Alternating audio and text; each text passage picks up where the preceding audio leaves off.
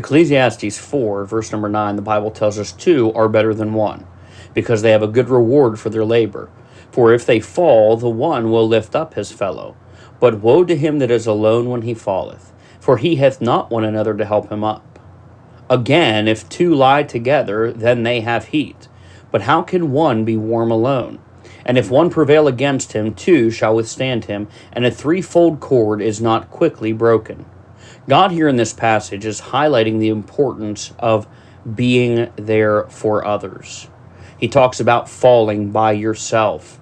Anyone that's ever had a toddler who fell down and could not get up on their own, you understand the importance of being there to lift them.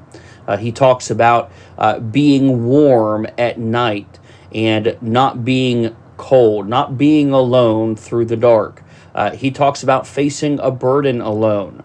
Talks about when an enemy comes against you, there's two to stand there. God highlights the importance of you and I being there one for another. You see, it is important that we understand God desires for us to not be alone. As a matter of fact, God created you and I as such social creatures that punishment, civilly, is being locked away from others. I'm reminded of a story of a family. They had gone to Yosemite National Park, and they were walking some trails here and there, and the boys desperately wanted to go see Lower Yosemite Falls. They wanted to go up and see the falls. And their parents said, "Look, boys, we've got just enough time for lunch. We're gonna have to get going. We don't have time to make it up that trail." Well, the boys were fussing. They were grumbling about the situation. And just as they were ready to leave the trail, a lady and her husband came on the trail.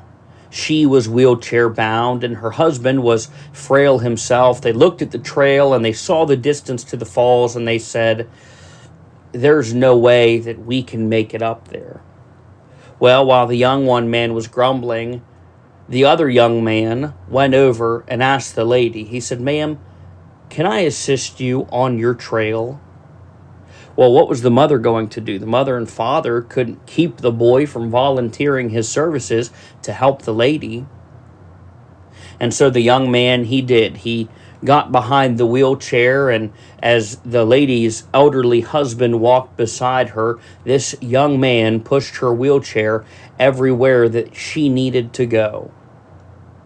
About an hour later, the boy came back, and the family had patiently waited as their young son had volunteered to help this handicapped couple. When they got back in the vehicle, they finally left for their lunch, and the boy who had volunteered his services to the elderly couple got in the vehicle, and his brother looked at him and said, "Why did you want to push that old lady around for an hour?" And the young man said, "Well, I just noticed that they needed help, and I wanted to be a help." His brother looked at him and said, "Well, was it worth it?" And the young man looked at his brother and said, "Well, we got to go see the falls." You see, because he was willing to help this elderly woman, he was able to go where previously he would not have been able to go. I wonder today if your helping of another won't take you farther than what you could have gone before.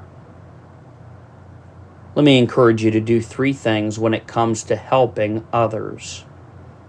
Let me say number 1. Each Christian ought to look for others who need lifting. You see, that young man, he saw a need and he filled that need. He saw this older couple struggling and he volunteered to help. Did he have other things he wanted to do? Certainly. Was it difficult for him to push that wheelchair? Certainly. But he looked for others who needed help. Might I encourage you in your life that you not stress so much about what's on your plate, but that you seek for others who need help. Secondly, let me encourage you to put yourself second. You see, this young man, had he been going to the trailhead himself, he would have been running to the site. But instead, he put himself behind another who needed help, and he pressed her forward. You know, because he was willing to put himself second, He got to go where otherwise he could not have gone. And might I encourage you, dear Christian, who are struggling? Might I encourage you, dear Christian, who are inundated with your own difficulty? That you get the focus off of yourself and you realize that you are not here to be served. You are here to serve. You are here to help others as long as the Lord leaves you here. And then third, let me encourage you that you realize lifting others will take you where you could not go otherwise. You see, the young man never would have seen the falls if he had not been willing to put himself second, get behind that wheelchair-bound lady, and push. Might I encourage you today, Christian? God has others out there who are alone. And they are looking for someone who will come alongside them and be there for them. Might I encourage you in your life that you realize as you look for others who need lifting and you put your difficulty second and you go out of your way to encourage another and to uplift another, might I encourage you that you realize lifting others will take you where you could not go otherwise. Let's make the decision today to be lifters of those around us. We love you, folks. We'll see you tonight at 7.